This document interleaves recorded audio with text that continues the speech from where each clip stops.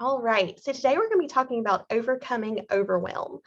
And I feel like this is a really popular talk right now. This is actually my fourth presentation just this month. And so I feel like overwhelm is something we're all struggling with, but maybe we're not all talking about. And so if that is what you're feeling right now, or if you're trying to head off the feeling of overwhelm, you're in the right place. My name is Abby Horton, and I'm so thankful that I get the opportunity to share some of my experiences with you and help you on your journey, hopefully to health and wellness. I'm a registered nurse and I teach here at the Capstone College of Nursing at UA. I'm also a certified health and life coach. I'm a wellness ambassador for the Honors College and a wellness class educator. I have listed my email here for you. So if you need to reach out or maybe you think of a question after our talk today, please feel free to email me. It's abby.horton@ua.edu, and I'm more than happy to answer your questions or help you with resources if that's something that you need. So our goals for today are really to think about how we talk about and how we experience overwhelm and what the impact of overwhelm can be for us. It's also to explore our feelings and how to manage those feelings about overwhelm, particularly when we're thinking about home and work, because we may have different approaches for whether it's personal or professional overwhelm. And okay, I was just making sure. Someone said I'm muted. Is everyone hearing me okay? Okay, perfect. I'm not muted on my end, so want to just make sure it's not mine. Okay, perfect. Good. And that's why I love the chat. Make sure we're all on the same page. Okay. And then learn specific strategies to develop and support positive coping. So, those things are really important when we think about overwhelm because we don't want to just talk about the problem of overwhelm. I think we probably all really know what overwhelm is, but the first part of the talk is going to be an overview of how overwhelm comes to be, because I think that's important when we think about making some strategies and some solutions for our overwhelm, because for everyone who's on the call, we're going to have different sources of stress and overwhelm. And so kind of understanding where that happens and how that happens will help you in developing specific strategies. And so I don't want to just give you, blanket statements about, oh, you should do this or you should do that, because sometimes you need something a little bit more specific. And I also don't want us to use coping strategies or self-care as a band-aid solution. So it's great to have, treats on the weekend and, bath bombs and chocolate and all of that is great in terms of self-care if that's something that you enjoy. But, truly healing a lifestyle of overwhelm is not going to be fixed by chocolate and a bath bomb on the weekend. And so we really want to help develop some great strategies that are going to be something sustainable throughout the week and help you really get a hold of what you are feeling in terms of stress and overwhelm to stop the cycle.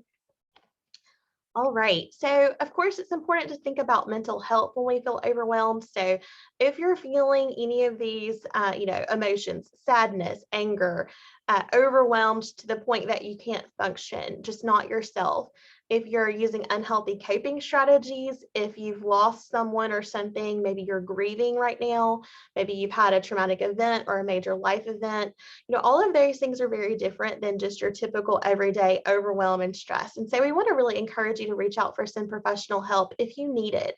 And sometimes you do. Sometimes you need someone who can give you an objective opinion, who can direct you to resources, coping strategies, and that sort of thing. And so definitely reach out if you need help connecting with a health professional. I'll be more than happy to help you with that. We have some great resources on campus and in our community. And then again, if you think of, past coping strategies that haven't helped you, or you're just not feeling like yourself, you're not enjoying things, those are also some signs that maybe you need some extra support right now. And so how to seek help, we have a ton of resources, as I mentioned, as UA employees. And so I'm just highlighting American Behavioral Health right now, but there are others here in our area and some great resources at the CDC. So just think about this if it's something that you may be needing some assistance with. So all of that said, let's talk about overwhelm. Overwhelm really is a choice. And I know if you're like me, you probably have a reaction to that. It may be a visceral response in your body. It may be, a thought of, oh my goodness, maybe she doesn't understand what overwhelm is. Because if you had told me 3 or 5 or 10 years ago that overwhelm was a choice, I probably would have wanted to leave the call. I would have been like, this is not for me. I don't probably, um, you know, I probably don't think I'm going to get a lot out of this if it's a choice, because it doesn't feel like a choice when you're overwhelmed. And my hand is raised. When you feel overwhelmed, it feels like life is happening to you, and it feels like it's something that you can't control. But your response to stress is going to help you be able to manage that feeling of overwhelm. No, you can't control when, you have a fender bender or a flat tire or a project that doesn't go according to plan. You can't help when a kid wakes up in the middle of night sick, and you have to kind of, replan your day. You can't plan and control a lot of things that happen in life. But you can overcome some of that overwhelm by realizing that your mindset and your response and your attitude about the situation is a choice, and that gives you a lot of power. I was watching a video yesterday by Dr. Almond. I don't know if you follow him on social media, but he's a psychologist and has some great work out there. And he was talking with a guest, and they asked, how much responsibility are you willing to take for your situation or your circumstances? And most of us equate responsibility with blame. If something happens to you that's unfortunate, we don't want to take, responsibility for that per se, because it feels like we're taking blame for something that was out of our control. But we walked through this video yesterday where the psychologist was really saying, if you take 100% responsibility for whatever is happening in your life, then you have 100% control of the situation and the outcome. But if you're not willing to take 100% responsibility, because it's response and ability, think about the two words together. So your response, you have the ability to control that response, then you have 100% control in your life. But if you give any of that responsibility away, you also give your power away. And I thought that was really impactful for today's talk. So think about that as you go through this next couple of slides. So the overwhelm equation, really, I think overwhelm is busy plus anxious plus stressed minus your support and your time. A lot of us will say, I feel overwhelmed because I don't have enough time or I don't have enough support. And then I would add to it, this is not my equation. I've linked the source here below, but in red, I will say, I think it's busy plus anxious plus stress minus support minus time minus rest, because we're always go, go, go. And that equals overwhelm. So how do you solve the equation? Math is not my favorite subject, but I love that this is a formula for us. So you've got to know when and where to start. You've got to know what to do. You've got to then take action once you know what to do. And then you've got to prioritize and schedule rest and getting all of this, anxiety and busyness under control. And then you also have to reach out for support and resources when you need it.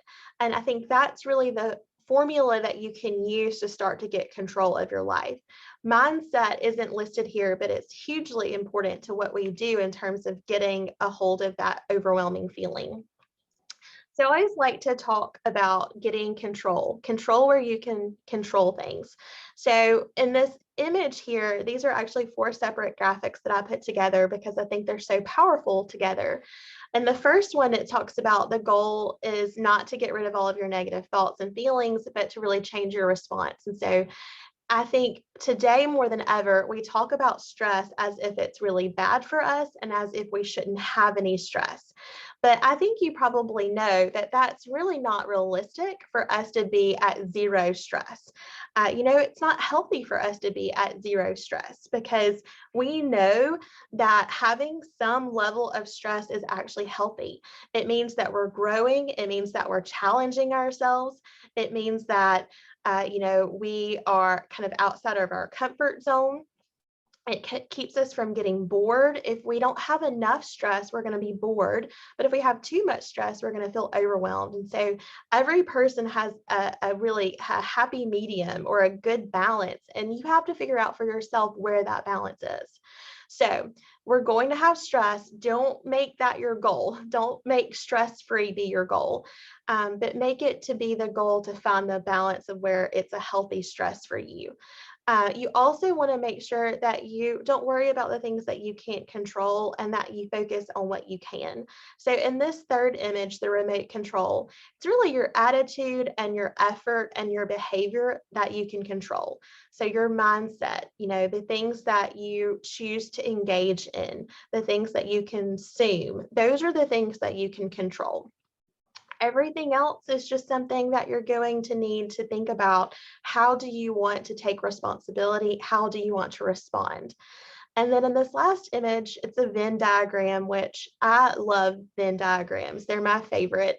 It's just important because you think about the things that matter versus the things that you can control. And where those two things overlap right here in the center, that's where you want to focus your time and attention. Because in life, there are things that matter that you have no control over. And there are things that you can control that really, in the grand scheme of things, don't matter that much. And so you can get to the opposite ends of the spectrum and just be really extreme in trying to control things. And it can be difficult. It can put a lot of extra stress on you mentally and physically.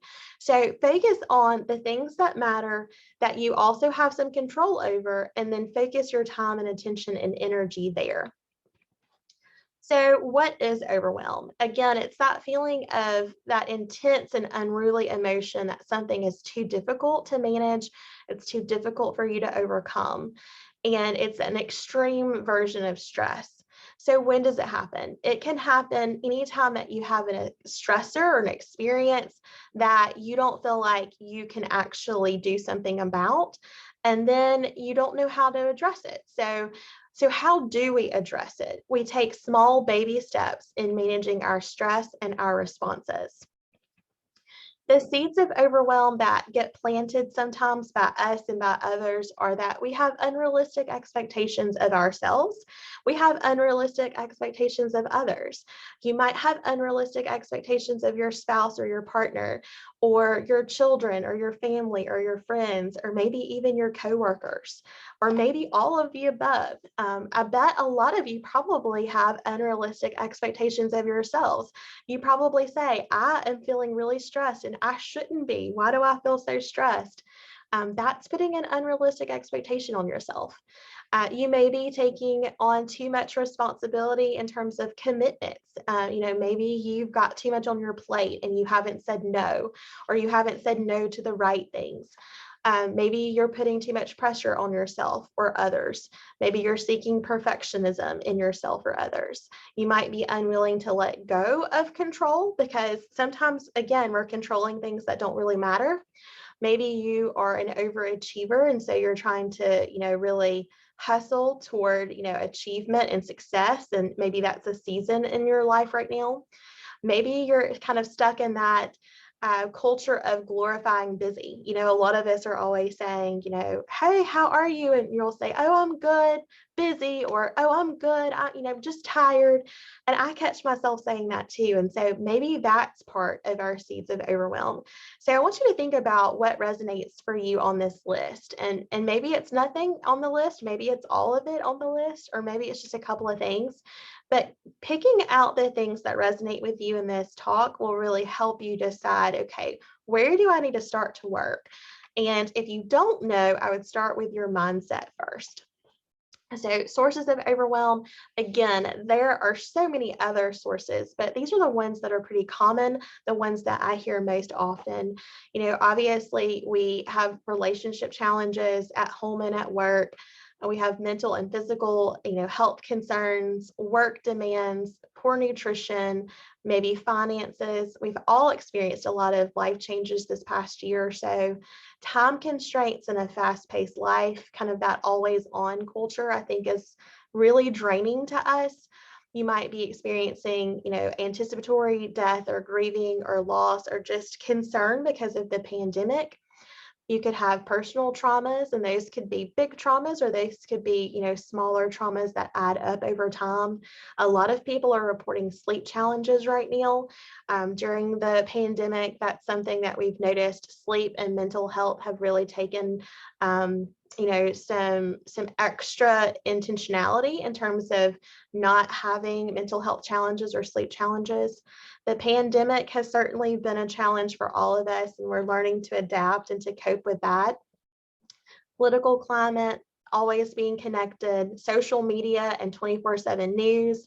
Decision fatigue is a huge one. I think a lot of people are tired of making decisions. And so some of the things we're going to talk about is, how do you get more automated in some areas of your life so that you're not having to make a decision all day, every day. And I'm going to go ahead and skip to that right now and just tell you, decision fatigue comes because we're always trying to go from one task or one decision to the next without a break.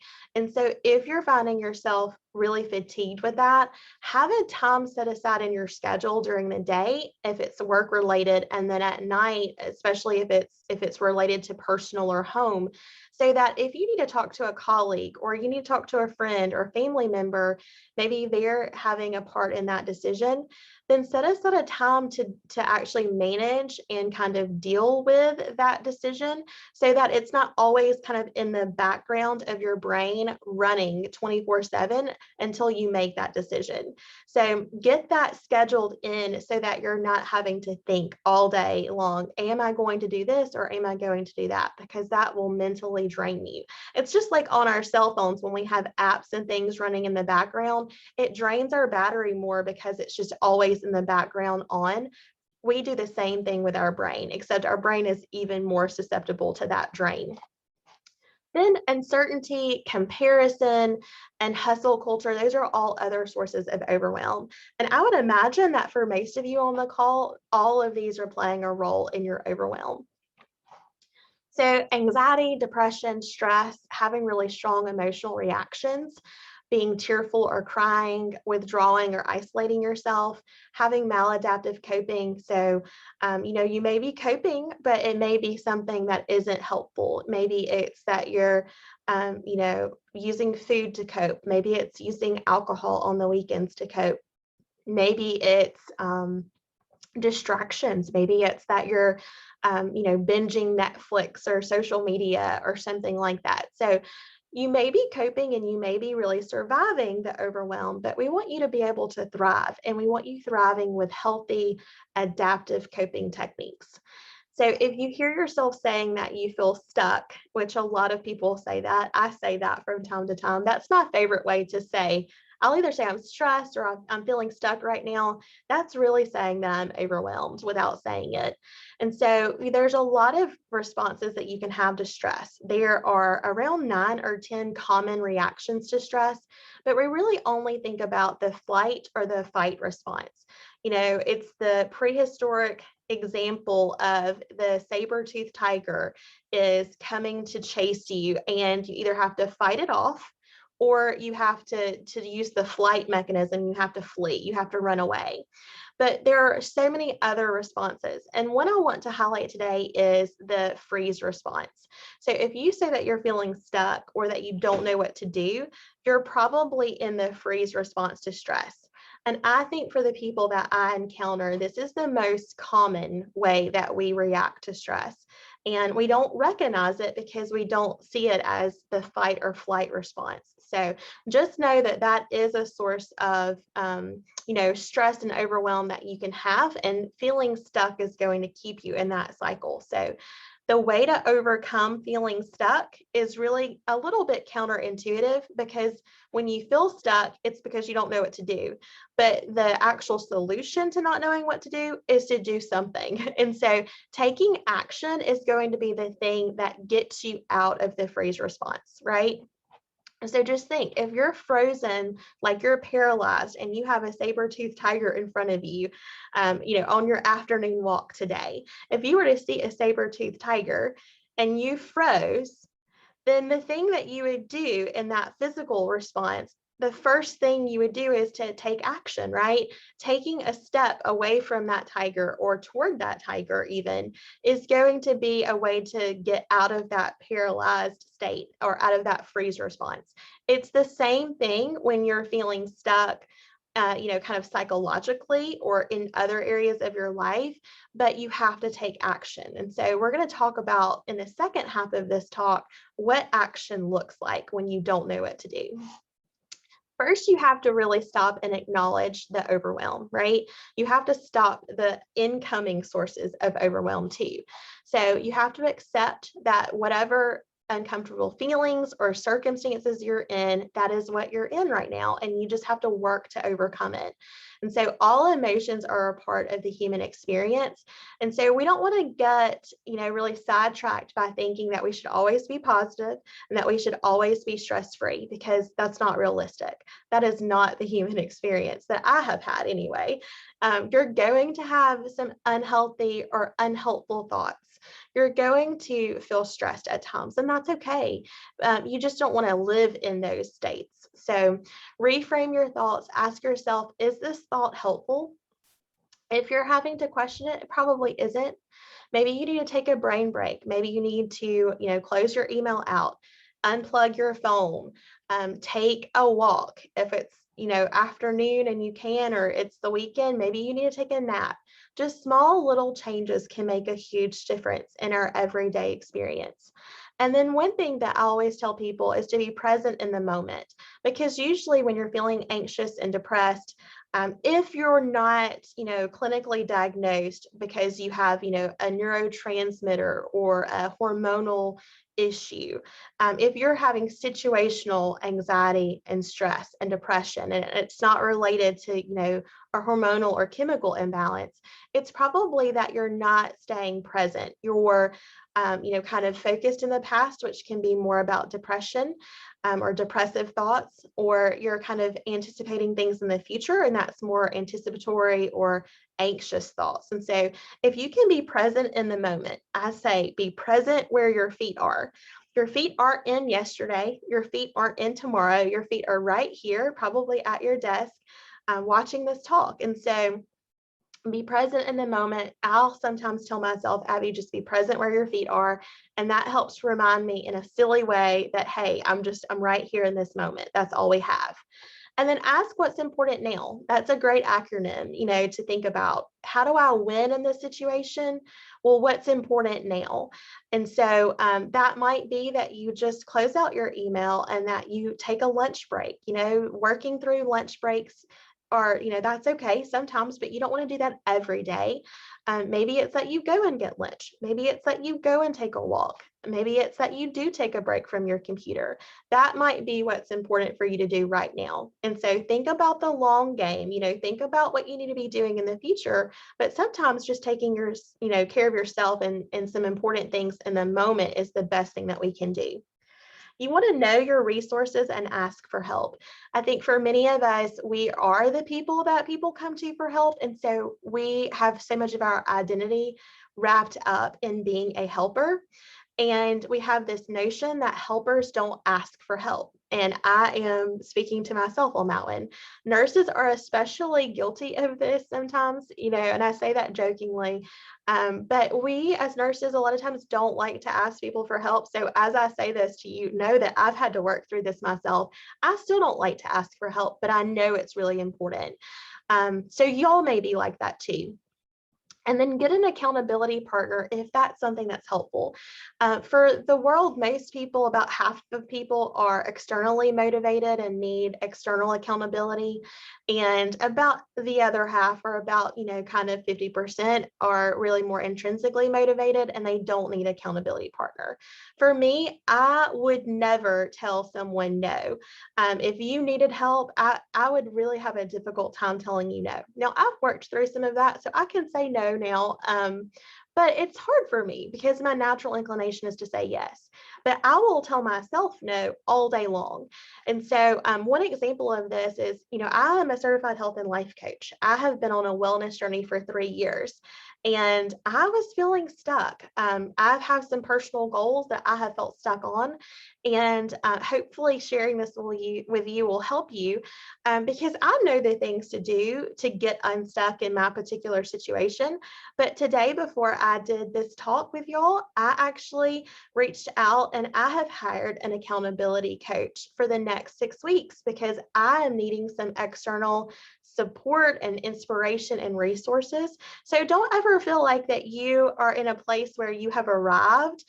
This is a journey, it's a lifelong journey. And so even people who are maybe a little bit further along on the journey, they still need help too. And so I have an accountability partner, and I'm taking action to be able to get through some of that overwhelm on my health and fitness journey. And so maybe that's something you want to consider. So a path forward. So now this is kind of the second half of, getting really practical on how we can make changes. We want to really push pause, because when you're feeling overwhelmed, it's almost like that feeling of panic when you get in a crowd. I think of this as like that feeling you have at the fair. If any of you, especially if you've ever been with like young children or people you're trying to keep up with, and there's so much motion and there's so much noise, the Ferris wheel is spinning, the carousel is spinning, you've got laughing and loud voices, and there's just a lot going on.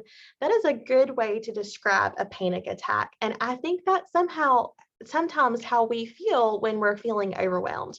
It's that feeling of we're on the carousel or the merry-go-round and it won't stop and you can't quite get your bearings. That to me is the feeling of overwhelm. And so the thing that gets that to stop is to literally just stop, press pause, and see where you're living in autopilot. So some things you want to be automated. You don't want to think about them. You don't want to wonder, when am I going to stop and get gas for my car? When am I going to go to the grocery store? Most of us probably do that when we need to. We stop and get gas when we run out of gas. We stop and get groceries when we don't have anything left in the pantry or the fridge. But if you start automating those kinds of things, like I'm going to fill my car up every Sunday evening after I do, whatever your Sunday routine is, or I'm going to go and get groceries every Saturday morning before it gets too crowded. And, that's going to be a part of my routine. Then you're not running out of gas in your car. You're not running out of groceries in your home. And you feel more empowered because you've got control over areas of your life that are really important. You could say that about laundry or scheduling meetings. This could apply to personal and professional aspects of your life. So automate those kinds of things that have to get done. Cleaning your house. For me, this is one thing I still haven't automated really well. It's not something that I have found the right routine, and partly it's because it involves other people. I have a house full of kids and a dog and a spouse, and so I don't have as much control over that because there's more people involved, and maybe that's how you feel too. And what you have to do in that situation is you just have to model good behavior and help get everyone on board as a team. We're a team here at UA and at work, where you've got to be a team at home, whatever that looks like for you. And that's something that you want to think about. So get to know yourself, get to know what you need. Where are the areas where you feel like there's pain points, that are causing you to have this stress and overwhelm? Maybe it's dinner time. Maybe you need to think about, having some crock pot meals or something you can throw in the oven that doesn't need a lot of time or attention. Really take time to self-reflect and journal things out. A lot of times we can see things, we can pick up on patterns, or we can pick up on different themes that we're stressed about when we sit down and actually think about it, when we journal it out. I always am a fan of doing kind of a brain drain or brain download of just getting everything out, your thoughts, your feelings, your to-dos, and then try to organize them. What are some things that I can get off my plate that are going to make me feel better, that are going to make me feel like I'm actually kind of getting some progress on a goal or a to-do? You really want to pinpoint your primary source of overwhelm. Is it home? Is it work? And then when you figure that out, then what about home or work is so overwhelming to you? Really challenge your assumptions about what it is that's causing the overwhelm, because you might think, well, it's just because I don't have enough time. But if it's just that you don't have enough time, you've got to dig a little deeper, because there's probably other things going on there. It may be about setting healthy boundaries or prioritizing one thing a day.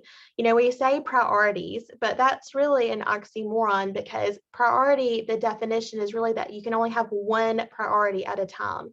So pick one thing. Maybe it's one thing this morning or one thing this afternoon, but pick one thing to focus your time and attention on, because we really aren't designed to multitask well. That used to be something that everyone wanted to see on our resumes and in our cover letters. Oh, we multitask really well, but we don't. Our brains aren't designed for that. And so really just, kind of hone in and maybe even hyper focus on one goal until you make some progress. You want to think about delegating and deleting and delaying things. And I'm going to share a formula for that a little bit later. Minimize your distractions. Y'all, I don't know about you, but you can get really surprised by how much time you spend on your phones. So maybe think about looking at the time, graphs on your phone. Get that report every Sunday morning that tells you, how much time you've spent on different apps. Look at the devices and the different distractions you have. Maybe it's TV, maybe it's, Netflix or something. Maybe it's that you're doing, some unimportant work at night because you don't want to, you're tired, but you don't want to work on something that's more important. Just minimize those distractions, and they can be good distractions. Distractions don't have to be bad. We tend to moralize things as good or bad, or healthy or unhealthy. And the truth is that, most things are just kind of neutral. It's like stress. If you can think of stress as being neutral and necessary, it takes away the good and the bad that we like to label it. And that's a huge part of mindset. Take frequent breaks. If you can do something in 5 minutes, just do it now. Don't delay it. Step outside the box and get perspective. So maybe you need to get a friend, a colleague, a family member. Maybe you need to get a coach or an actual mental health professional, a counselor, to give you some outside perspective. But sometimes you just need to take a step back and kind of get a better perspective yourself. Crowdsource help. You may not have the money or the means to be able to hire everything out. You may not have someone that can cut your grass or help with housekeeping or, those kinds of things. But maybe you trade babysitting with a neighbor or a family member. Maybe you kind of do the bartering system where, you help a friend with something and they help you with something else. Maybe it's that you buy an automated vacuum cleaner that can help with, vacuuming at night. Doesn't have to be anything, expensive or elaborate.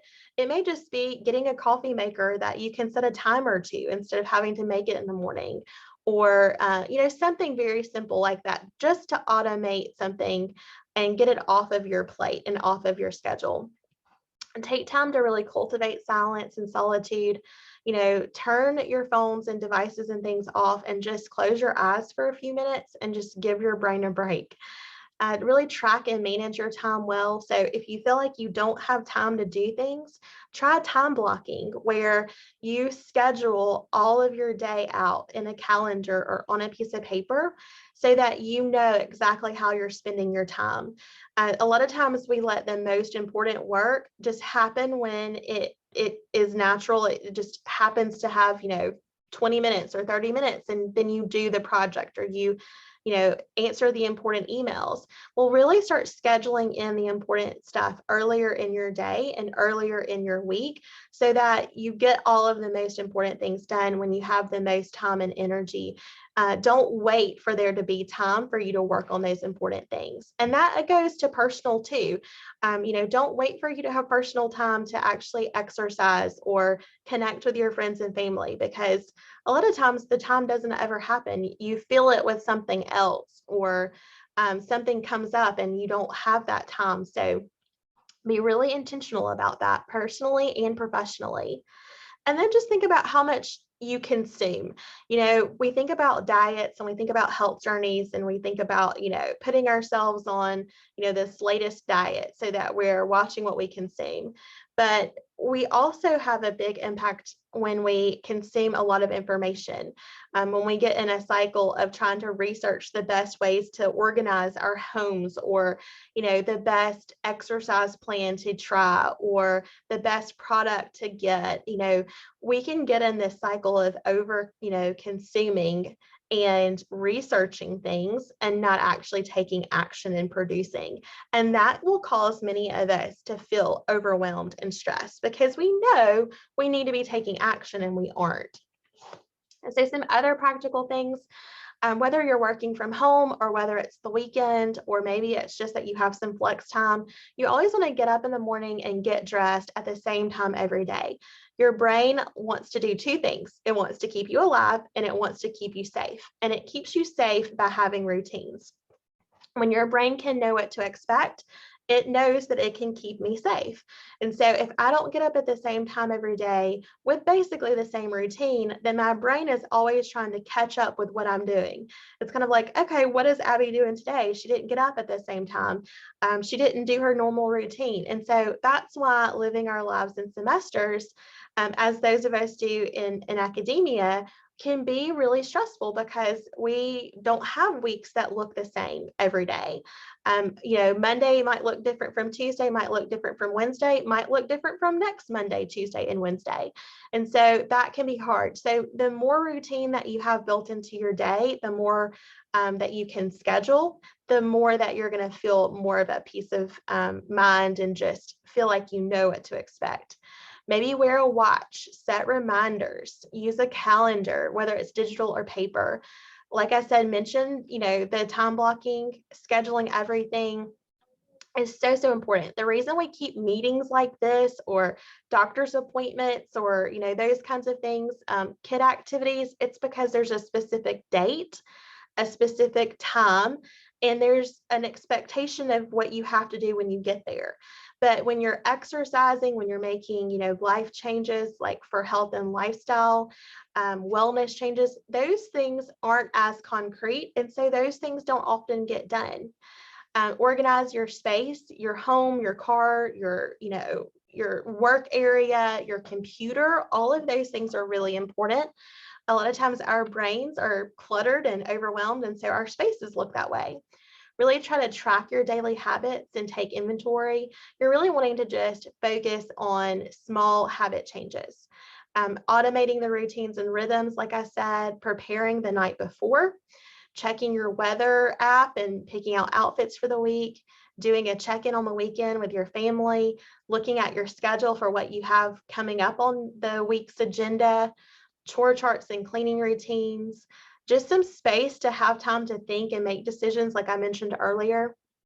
Give yourself some time to manage your stress. Maybe you need to do something different. Maybe you need to have time to think about that. Really stop researching and consuming and just do it imperfectly. Showing up imperfectly every day is going to move you forward and have more progress than if you just show up when you feel like you can do it perfectly, which we're human and we can't do it perfectly. So try to lose the notion of perfection and then focus on 1% better every day. So Atomic Habits is a book by James Clear, and he talks about the importance of focusing on 1% better every day. And it's really illustrated here in this image of the ladder. So when you take small baby steps towards your goal, you're going to get there faster than if you take big leaps. And you can see that illustrated here. And so one other thing that I like to tell people is, how do you eat an elephant?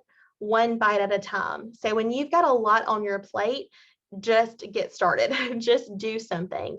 And it may just be opening your email, or if you've got to write something, it's opening your Word document. If you've got to make a phone call, it's looking up the number. Just do one small thing until that elephant has been eaten, that project has gotten done. So this quote here says, sometimes when your aim is too high, you fail to even take the first step. But with every small step and one small aim at a time, you can reach newer heights of success. And I truly believe that to be true. So another thing I like to tell people, because when you give images, it helps stick in your brains. Mark Twain is one of my favorite American authors, and he had a quote, and there's different versions of it, but essentially it says, "Eat a live frog first thing in the morning, and nothing worse will happen to you the rest of the day." And so Brian Tracy and many other experts in productivity and habit change have taken that to mean do the thing that you dread most first thing in the morning. And that's why most people are going to tell you exercise first thing in the morning, because most people don't like exercise. So they're like, get up, get it done, and you're going to feel great. If that works for you, then great. But if you can't exercise in the morning, then don't let that prevent you from exercising in the afternoon. So don't make this overly prescriptive. Just do what you can with what you have, okay? So Eat the Frog is perfect for anyone who struggles with procrastination. People who struggle with procrastination usually are actually secretly perfectionistic. We say all the time that people who procrastinate are quote unquote lazy, but usually they're people who just feel stuck or they feel like they can't do it perfectly, so they don't want to try. So we want to kind of change the narrative about procrastination. It's for someone who gets a lot done but isn't making progress on the important stuff. There's a difference between being busy and being productive. If you have a hard time sticking to a productivity system, if you have trouble deciding on what you need to be doing at any one given time, and if it feels like you're overwhelmed by maybe that to-do list or that brain drain that you did earlier, just picking one thing that you know is going to make you feel accomplished will really help motivate and inspire you. So action is going to be what drives your motivation, and routine is what's going to help you with that discipline. So you don't want to rely on motivation alone. You know, it's important to be inspired. It's important to be motivated, but motivation and inspiration are going to come and go. Maybe, and I hope you are, I hope you're inspired by this talk today. I hope you're feeling motivated. But when I leave and you leave the call, that's going to start to fade. But if you implement the discipline and the routine we've talked about, that's going to be what sustains you. So what gets scheduled gets done. Like I mentioned, appointments get done because they're on your schedule. There's a specific time and day, and you know what to do. So schedule everything: your rest, your fun, your errands, your exercise, your housework, your date nights, your grocery shopping, anything that you want to get done, put it on your calendar. Everything gets assigned a date and a time. So even if there's no deadline, give yourself an arbitrary deadline. Update your calendar, and most importantly, actually review it, because a lot of times people, especially students that I work with, they'll put all of this time and energy into doing their calendars. They'll make it pretty and fun, but then they don't actually pick it up to see what they need to be doing every day. So keeping it current and reviewing it daily is going to be a huge step to actually being more productive. And then our brains like to process information, but they don't like to store it. So we often think of our brain as a computer, and it is, but it isn't. So you don't want to treat your brain like a computer, in the sense that our computers can process and store information really well. But your brain likes to process information. It's not as great about storing it so that you can retrieve it later. So you can get overwhelmed in the sense that you're trying to make your brain overwork. So if you get things on paper, get things on calendars, that's going to give your brain the actual space to be able to process what it's doing every day. And that will help you with the overwhelm. A lot of overwhelm has to do with not sleeping well too. So our brains need to be able to sleep well to be able to process information. We get that, memory recall and all of those memories solidified and things worked out, our emotions processed, physical restoration with good sleep. And so we have a Sleep More, Stress Less program going on right now, and it's one that I highly encourage you to think about joining in the future. But we're also going to talk about some wellness basics to help you right now. One thing, and I've added this because most of the people that I've asked, what is really causing you the most overwhelmed? And they say, I have too much to do and not enough time. And so I have been there. I have 5 young children. They're school-age children. So I'm busy. I just finished up my doctorate, and I was in graduate school for more than 6 years working on my doctorate. I was in my master's program with young children and working full time during my master's degree.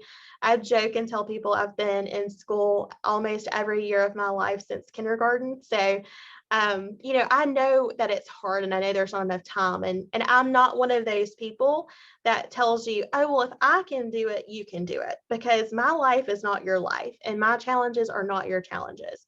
So I don't want you to hear that from me. But what I am saying is I found that even though I was working full time, doing a lot of service, doing graduate school work full time for 6 years and parenting these young children, that I had to have tools in place to help support that.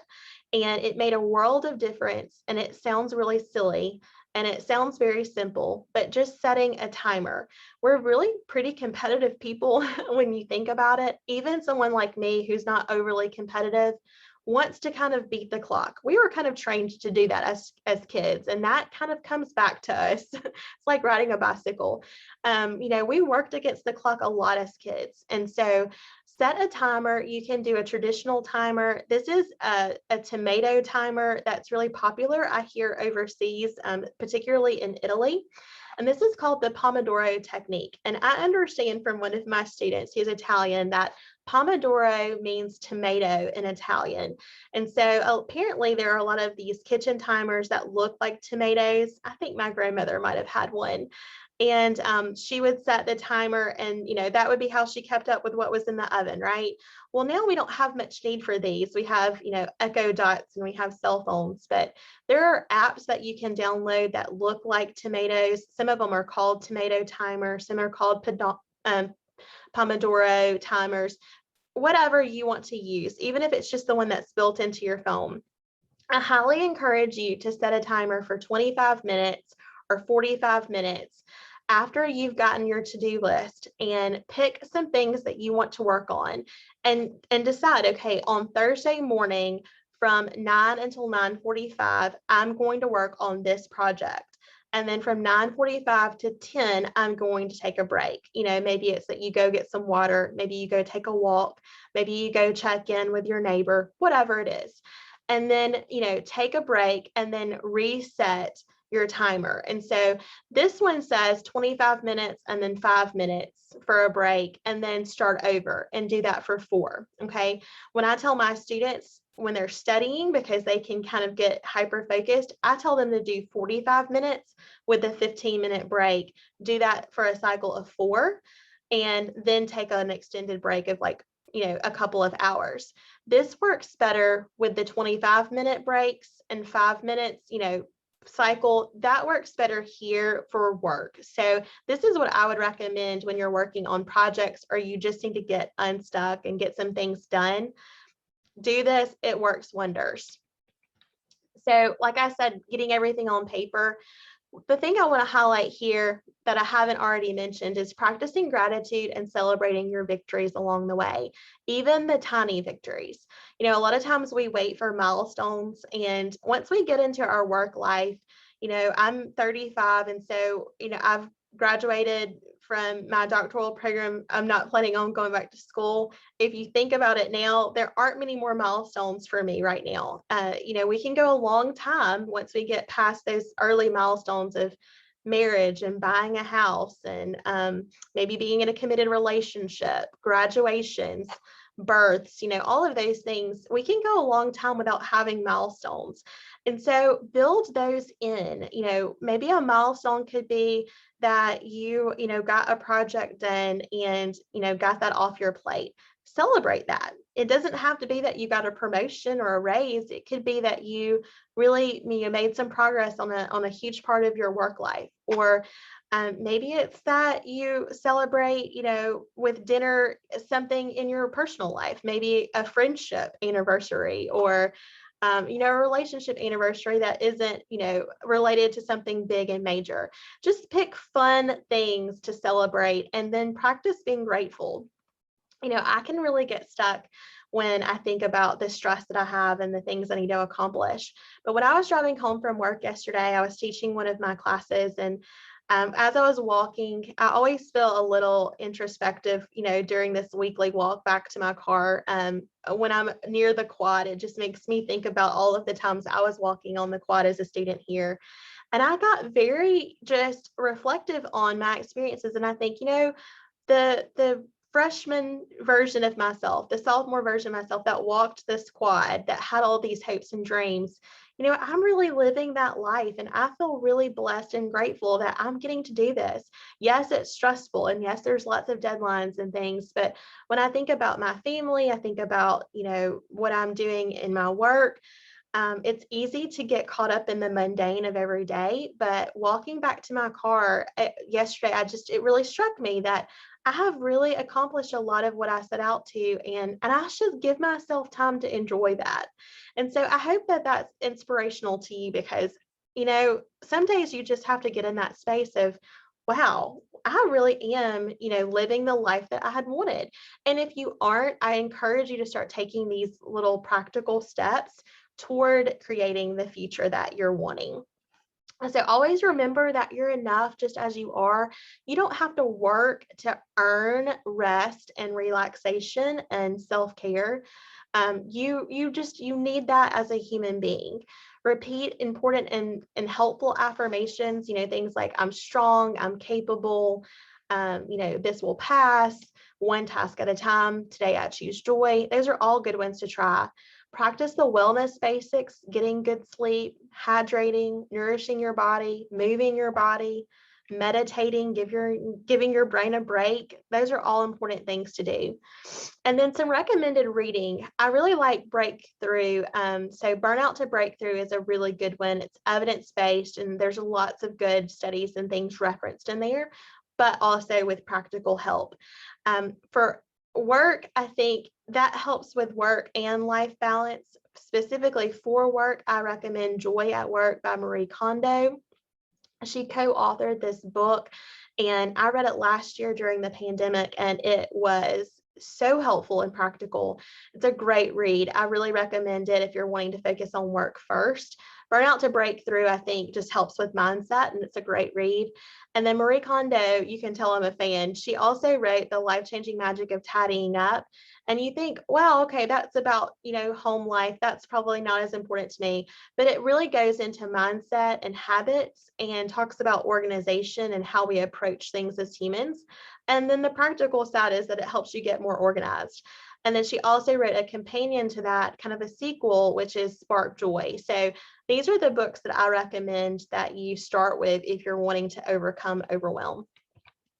So these are some other resources. I'm going to go through these quickly. We're happy to share these with you because I want you to be able to look back on these as tools and resources for you. So these are the wellness basics. I call them the 5 to Thrive, and they are good for any time. That's why I have the little GPS start pin here, because you're never going to mess anything up if you try to sleep better or stay hydrated. If you're feeling overwhelmed and you're not sleeping well, you're not hydrated, you're not eating a balanced meal and diet, you're not moving your body every day, and you're not giving your brain a break, then all of the other things that I mentioned are probably not going to be as helpful to you. So you've got to get this down, these 5 basics down, and then start doing some of the other things I mentioned. Try box breathing. It's something that you can use anytime. It's especially good for people who feel anxious or have a lot of panic. But it's that feeling of just needing to take longer, deeper breaths, and being intentional with it. So you're going to inhale for 4 seconds and then exhale for 8 seconds. That's diaphragmatic breathing. The box breathing is that you inhale through your nose for 4 seconds and exhale through your mouth for 4 seconds for 4 times. So it creates a box. So you're going to inhale, exhale. Okay, that's going to help reset your parasympathetic nervous system, which is the part of your nervous system that tells you it's okay to relax, that you're no longer running from that saber-toothed tiger. And so inhaling and exhaling 4 seconds and 4 seconds is going to be the box breathing. The 4 seconds inhalation and 8 seconds exhalation is going to be the diaphragmatic breathing. Either of those are going to help really get you back to baseline if you're feeling physically the effects of stress. Okay. You know that you feel that way when thinking about like slamming on your brakes. Y'all have all done this, I'm sure, to hit, avoid hitting the car in front of you, and that flood of emotions and chemicals and how your body feels. You feel a little anxious and jittery. Your heart beats faster. You start to sweat a little bit. You can feel your blood pressure going up.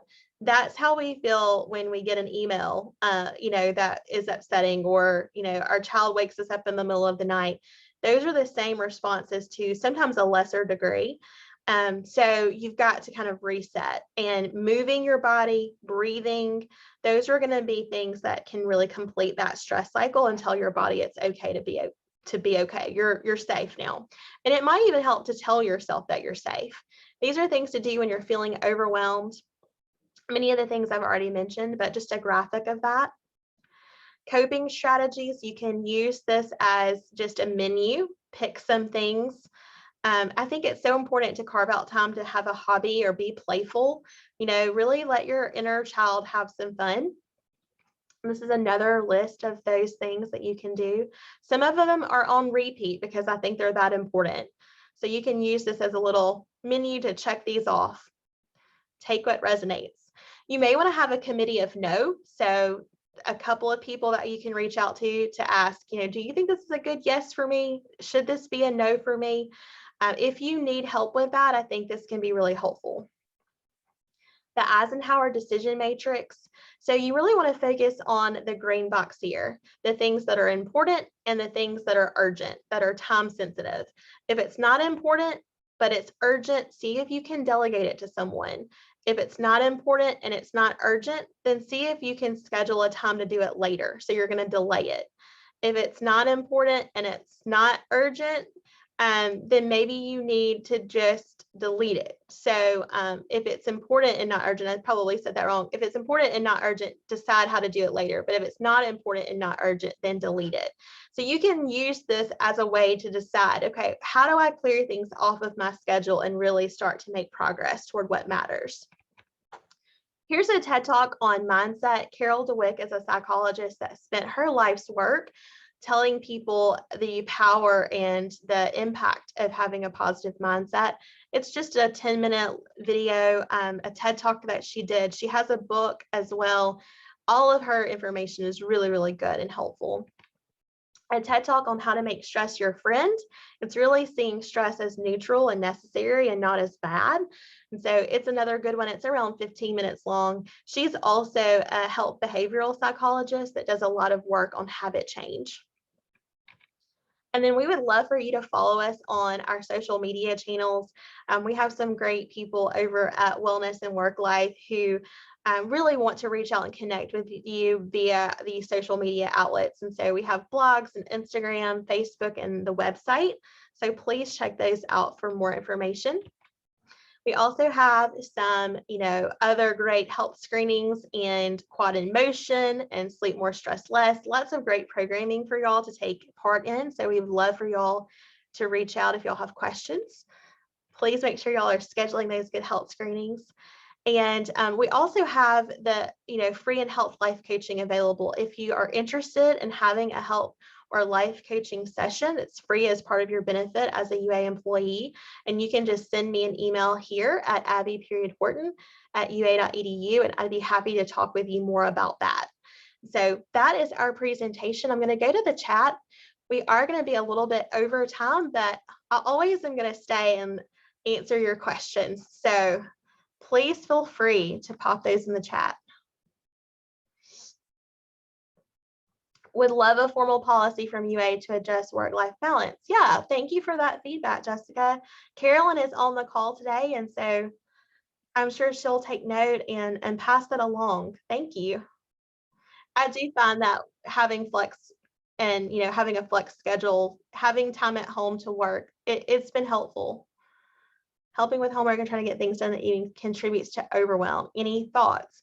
I would say that can be really dependent on how much help the kids need and what ages they are, but maybe consider hiring a tutor or having an older cousin, neighbor, family member come over and help the kids, because sometimes the kids just need help with reading the the instructions, or they may just need some redirection that maybe doesn't require a parent. Obviously, you probably want to be involved in that and you want to be able to help. But while you're cooking dinner or decompressing from the day, there may be someone that for a little bit of time, or maybe even some pizza, would come over a couple of nights and give you a break, Sherry.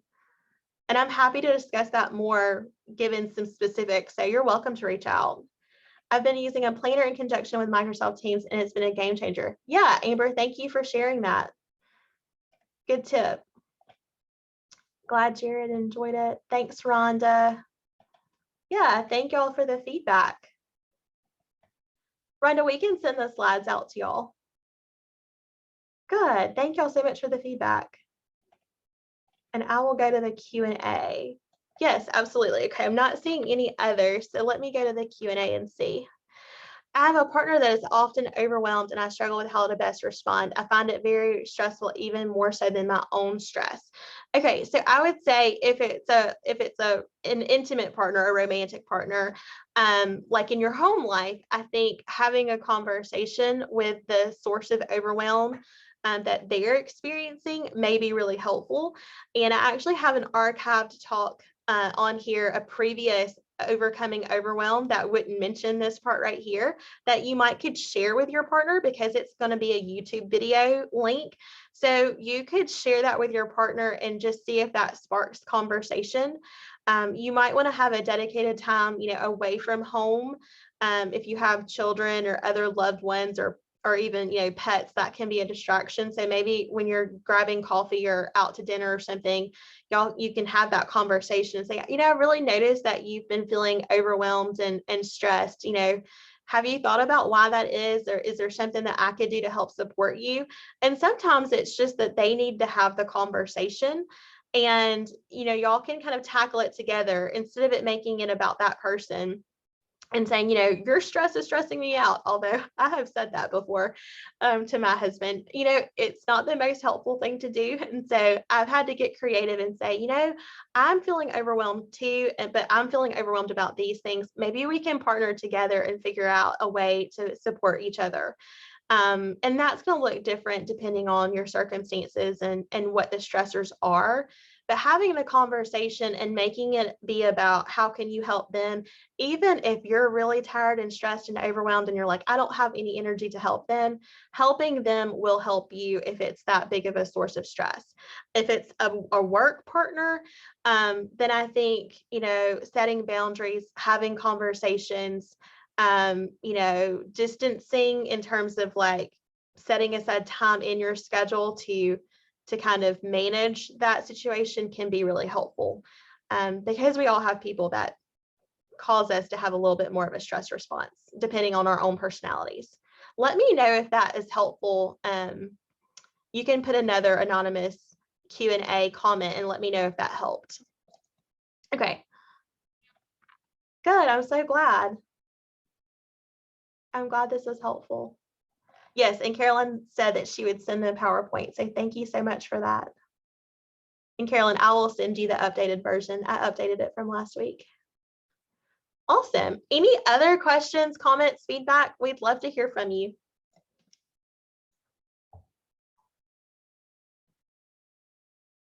Perfect. I'm glad that helped. Absolutely. It can be hard when we're trying to help our partners and help our children and our loved ones, because we can only really control ourselves, and that's hard enough.